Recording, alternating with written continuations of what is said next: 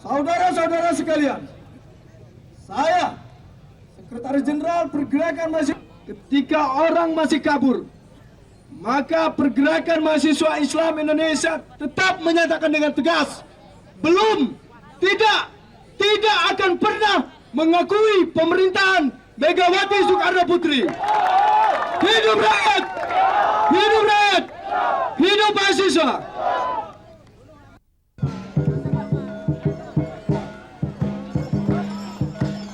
Oke, tepuk tangan untuk Barongsai. Terus maju, Dek.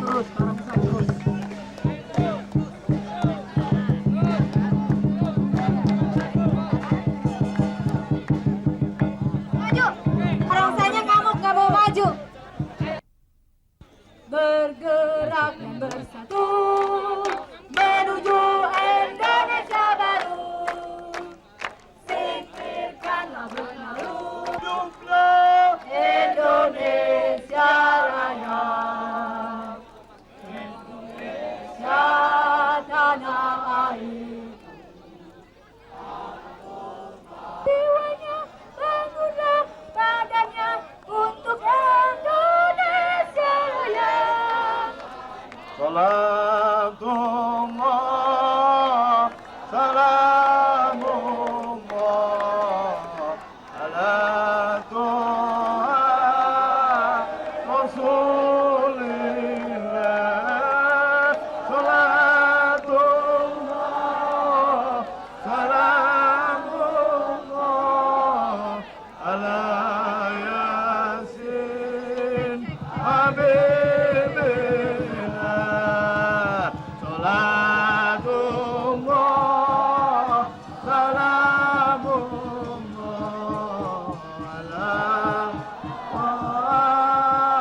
Rasulillah. Salamullah ala Yasin. Atur, jangan di atas. Diatur. Mas, samain badannya gede ke bawah. Kebangsaan Indonesia Raya. Indonesia anakku saudara.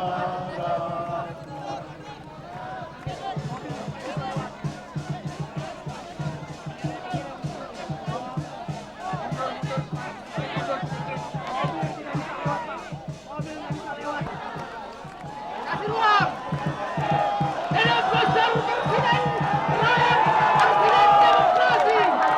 Kita sambut kedatangan Gus Dur, Presiden Demokrasi, yang akan secara bersama-sama bersama rakyat Indonesia.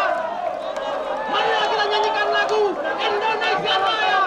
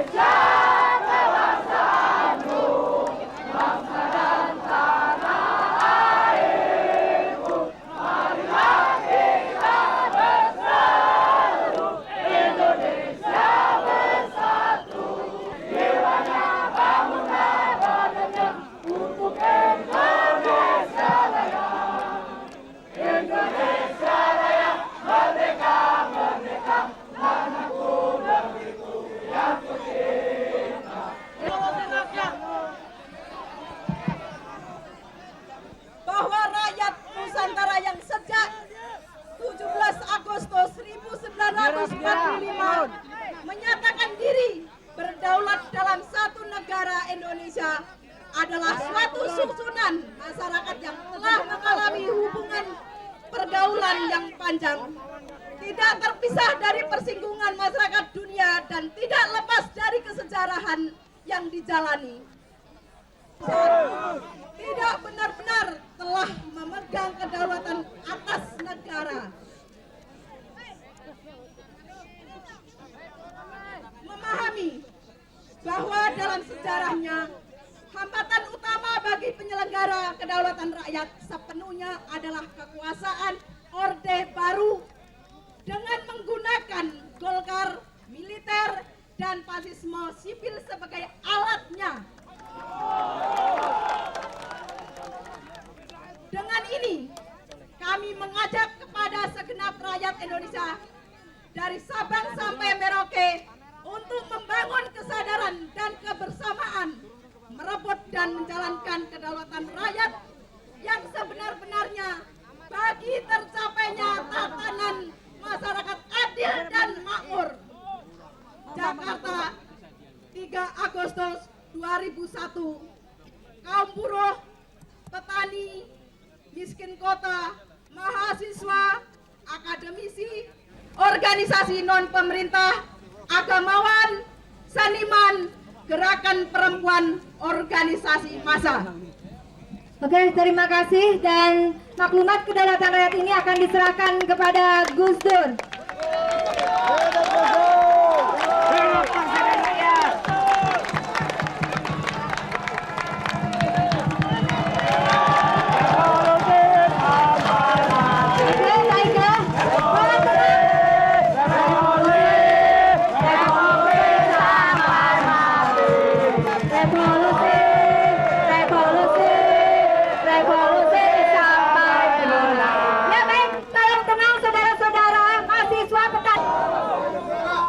Saudara-saudara sekalian, hari ini kita tengah mengalami cobaan yang berat. Proses demokratisasi yang kita rintis dengan pengorbanan besar di Trisakti, Semanggi 1 dan Semanggi 2 ternyata sekarang telah dikebiri oleh orang. Karena itu menjadi kewajiban kita untuk memperjuangkan terus demokrasi sampai berhasil. Dalam hal ini perlu saya kemukakan bahwa perjuangan yang harus kita jalankan ini adalah perjuangan berjangka panjang, tidak sebentar. Karena itu janganlah mengharapkan akan tercapai hasil dalam waktu cepat. Kami siap. Banyak di antara orang-orang yang anti demokrasi telah mempelajari apa yang terjadi di masa lampau. Sekarang mereka mengambil tindakan-tindakan yang kelihatannya tidak anti demokrasi, tetapi dalam kenyataannya benar-benar menghancurkan demokrasi. Teman-teman kita, saya mendapat laporan ada yang ditahan, pers sudah mulai dikebiri. Betul.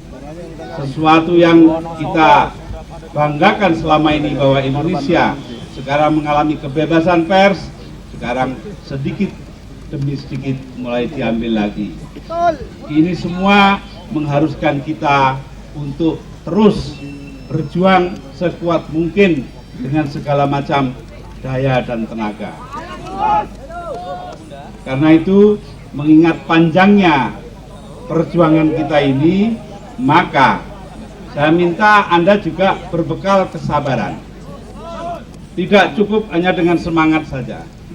Karena kalau hanya dengan semangat saja menghadapi orang-orang yang akalnya panjang, dalam waktu sebentar kita sudah loyo. Karena itu kesabaran kita sangat penting. Artinya, dalam hal ini perlu saya kemukakan bahwa saya meninggalkan Istana Merdeka pada hari Kamis yang lalu. Itu bukan kemarin ya. Itu karena para dokter sejak seminggu sebelumnya sudah menganjurkan kepada saya, meminta dengan sangat untuk segera memeriksakan kesehatan ke Johns Hopkins Hospital. Karena apa? Karena tekanan darah saya naik turun tidak menentu. Itu semua saya jalani pemeriksaan di Johns Hopkins dengan intensif. Ternyata sebabnya karena obatnya sudah kedaluarsa. Karena itu ya dulu nggak periksa soalnya. Karena itu lalu diadakan perubahan obat. Mudah-mudahan dengan perubahan obat ini maka tidak ada lagi masalah yang dihadapi. Yang lain-lain hasilnya sangat baik, tidak ada masalah apa-apa. Dalam perjalanan ke Baltimore itu, saya terus terang saja selomotan lagi. Sebab saya sudah mengatakan, kalau toh saya itu kembali dari Baltimore harus ke Ciganjur, minta diberi surat perintah meninggalkan istana. Sebab seumur hidup saya nggak pernah melanggar peraturan. Ternyata sampai sekarang surat itu nggak ada. Jadi Jenderal Bintang 4 yang ngomong sama saya itu pembohong. Teman dekat tapi pembohong. Nah, saya kembali ke Ciganjur. Ditanya oleh Jenderal Bintang 4 itu, Anda ngapain di Ciganjur nanti? Pemuda, saya akan memulai perjuangan menegakkan demokrasi secara moral. Bukannya secara moral, ya moral. Kalau Pak Alwi Shihab secara politis, dia di PKB. Ya, saya secara moral. Apa arti secara moral? Ya tetap saja, kalau ada pengaduan-pengaduan mengenai pelanggaran hak-hak asasi manusia, ada pengaduan bahwa kedaulatan hukum tidak dijalankan, itu saya terima pengaduannya, hanya saya tidak akan menyalahkan siapa-siapa. Cukup menyatakan ini yang terjadi, biar rakyat sendiri yang menilai. Mereka sudah tahu siapa yang melakukan hal itu. Ya, jadi karena itu saya seperti tadi kan saya bilang beberapa orang LSM sudah ditahan. Saya nggak bilang siapa yang nahan. Masa nggak tahu juga ya, kebangetan. Ya itu. Selama berada di perjalanan, saya merenung dalam sekali bahwa semua ini terjadi ya, karena adanya kualitas sangat rendah dari para politisi kita. Mereka bersekongkol dengan kekuatan-kekuatan anti demokrasi ya, untuk katakanlah melanggar undang-undang dasar dan memberhentikan presiden. Jadi karena itu saya tidak perlu nunjuk, udah tahu semua kok. Tunjuk kan kalau belum tahu. Jadi itu ya. Jadi karena itu orang-orang itu ada yang memakai baju reformasi dan segala macam, itu omong.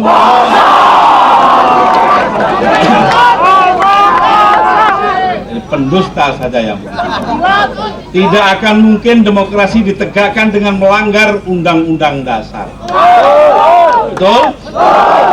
Tuh, jadi karenanya harus jelas. Tapi ketika saya pikirkan secara mendalam, segera tampak oleh saya bahwa ini semua adalah karena kesalahan kita juga. Kesalahan kita bahwa kita menganut orang lain di dalam teori pembangunan kita. Teori pembangunan yang berdasarkan kapitalisme maupun yang berdasarkan komunisme, sosialisme dan isme-isme lain, semuanya itu ujungnya adalah materialisme. Nah, karena itu harus disusun kembali sebuah teori pembangunan yang tidak berdasarkan materialisme. Kita menghargai materi, tetapi untuk apa materi itu? Ini penting sekali. Akibat dari itu, maka terjadilah pergesekan-pergesekan yang tidak perlu, pertumpahan darah yang sangat memilukan, seperti terjadi di Aceh. Di Aceh sederhana saja orang ingin menjalankan syariat Islam, tetapi ditembak orang, dikubur orang, macam-macam yang terjadi. Itu semua salah. Mestinya, ya mari kita turutin, dan akhirnya semuanya nurutin. Aceh menjadi daerah khusus itu. Ya, jadi seandainya ini disadari dari awal, kan tidak perlu terjadi korban-korban yang ribuan orang itu. Ini juga terjadi di Irian, terjadi di mana-mana. Ya, karena itu saudara-saudara, marilah kita juga menyusun kembali teori-teori pembangunan kita. Hendaknya kita menghitung kembali dasar-dasar yang sudah kita jalankan itu, dasar materialistik itu apakah sudah betul apa tidak. Itu Jadi bukan hanya sekedar menegakkan demokrasi, kita juga mulai kembali mengulang pembuatan teori-teori pembangunan kita. Nah, inilah saudara-saudara, mahasiswa ini orangnya muda-muda. Muda dalam arti mereka masih membawa dari masa lampau romantisme yang tinggi, tidak tahan melihat adanya ketidakadilan. Nah, kebetulan pada saat itu mereka juga sudah dibekali oleh pisau analisa, karena mahasiswa tingkat 2, 3, 4 sudah dikasih analisa. Dengan pisau analisa yang tajam disertai rasa sebagai orang muda yang tidak tahan melihat ketidakadilan, dengan sendirinya mahasiswa lalu tergugah.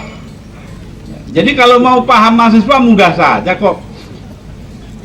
Ya. Lihat aja, kalau mahasiswanya marah berarti tidak ada keadilan. Betul nggak? Itu saja, gampang. Nah, masalahnya sulitnya dalam mengakui tidak adanya ketidakadilan, itu sulit mengakui itu. Ya, tanya kepada orang-orang di pemerintahan, mereka nggak mau mengakui, dianggap semuanya adil aja.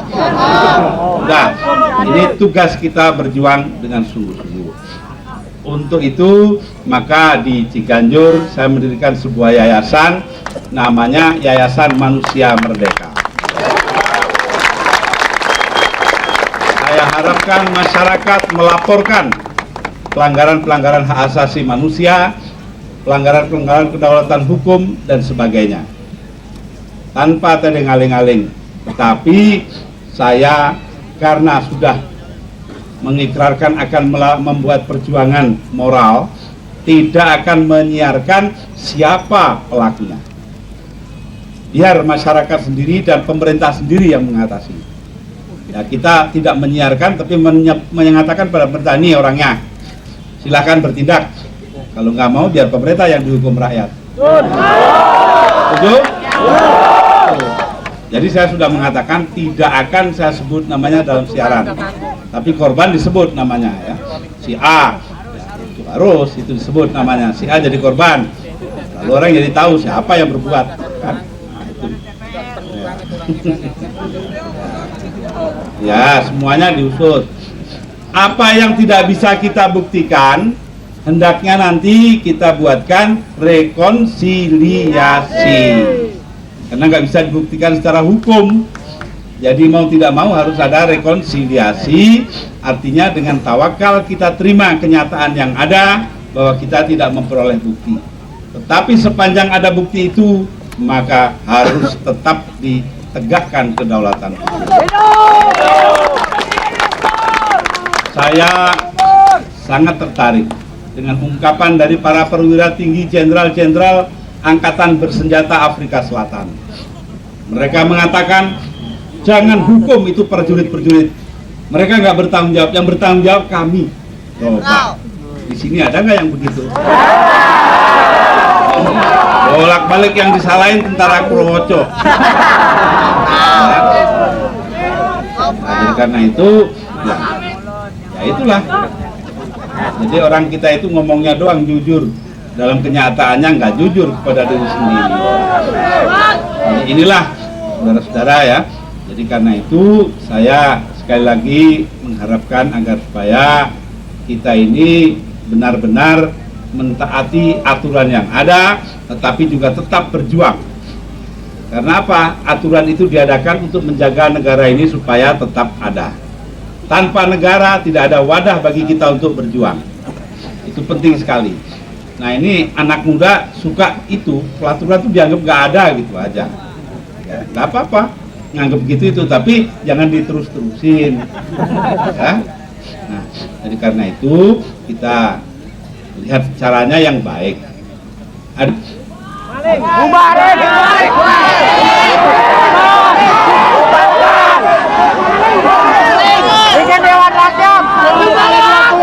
Nah, begini ini,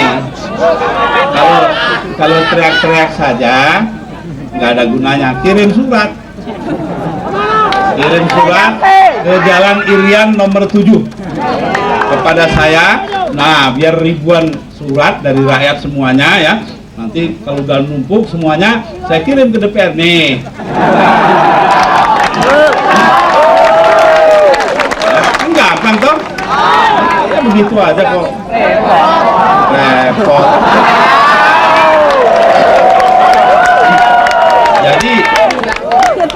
Jadi karena itu kita hendaknya bisa berjuang dengan cara yang benar. Ya, dengan cara yang benar, bukan dengan bakar-bakar. Kalau mau bakar-bakar itu namanya bonek. Nah, karena itu kita caranya demikian tadi. Kalau surat kita ini banyak, ya, puluhan ribu, ratusan ribu, masa iya orang nggak dengar? Ya, kalau budak dioperasi dong. Cara operasi kan macam-macam. Jangan khawatir dah kalau soal itu. Ya itulah ya. Jadi karena itu sekali lagi, ya, poskonya tunggu tanggal main. Baru datang tadi pagi ditanya posko.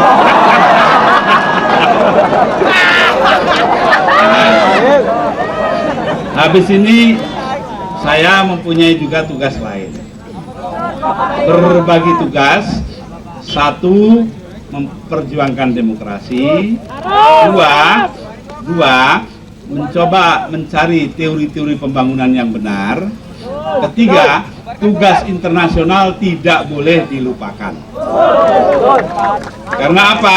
Kasihan teman-teman kita.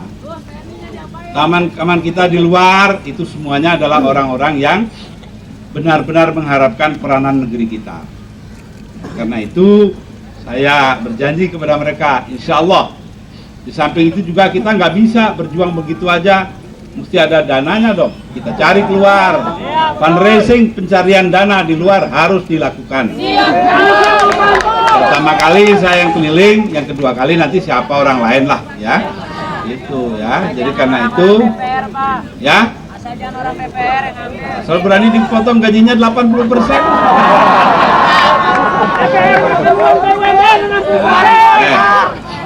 Jadi begitu ya, saudara-saudara. Sekarang ini yang jelas bahwa kita tidak boleh emosional. Kita harus berkepala dingin, berjuang dengan berencana, taatlah kepada pimpinan. Itu yang jadi modal kita bersama. Saya rasa demikian saja kita.